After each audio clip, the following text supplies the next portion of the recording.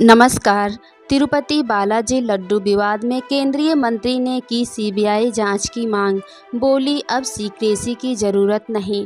शोभा करंदलाजे ने पिछले 4 वर्षों में तिरुपति लड्डू के लिए घी सप्लाई करने वाले सप्लायर्स की भी गहन जांच की मांग की है।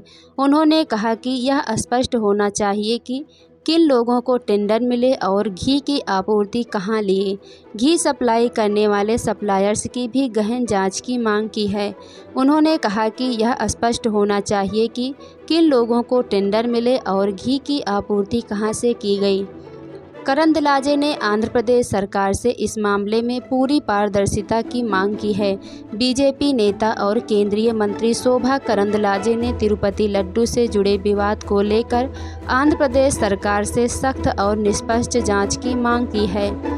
उन्होंने सोशल मीडिया पर एक पोस्ट करते हुए कहा कि इस मामले की गंभीरता को देखते हुए राज्य सरकार को या तो विशेष टीम गठित करनी चाहिए या फिर मामले की सीबीआई को सौंपना चाहिए। उन्होंने कहा, यह हिंदू आस्था और विश्वास पर सीधा हमला है जिसे बर्दाश्त नहीं किया जाएगा। अब कोई गोपनीयता नहीं, पूरी सच्चाई सामने लाने का समय आ गया है। हिंदू आस्थाओं से जुड़े इस मुद्दे पर बीजेपी नेता की इस कड़ी मांग ने राजनीतिक और धार्मिक हलकों में हलचल मचा दी। प्रहलाद जोशी ने भी जताई चिंता। केंद्रीय मंत्री प्रहलाद जोशी ने तिरुपति लड्डू विवाद पर चिंता जताते हुए कहा है कि यह एक बेहद गंभीर मामला है और इसकी पूरी जांच होनी चाहिए। उन्होंने कहा, जो लैब रिपोर्ट सामने आई है वह बेहद खतरनाक है। यह करोड़ों लोगों की आस्था का विषय है।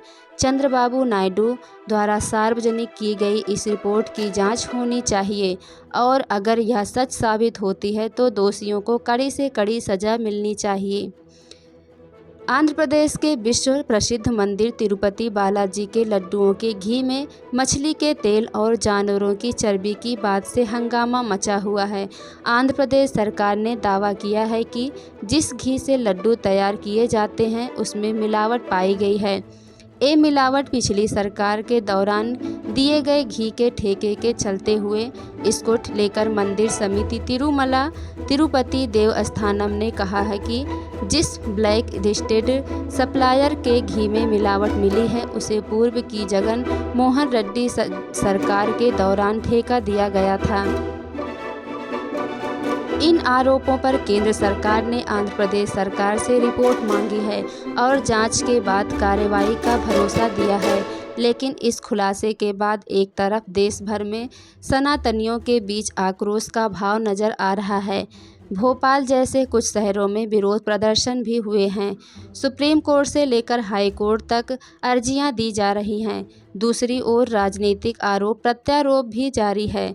बीजेपी नेता ने दोषियों को फांसी की सजा देने की मांग की है। कांग्रेस ने सीएम नायडू पर सवाल खड़े किए हैं कि 3 महीने तक सीएम ने खुलासा क्यों नहीं किया। स्वस्थ रहें, सतर्क रहें, सावधान रहें। धन्यवाद।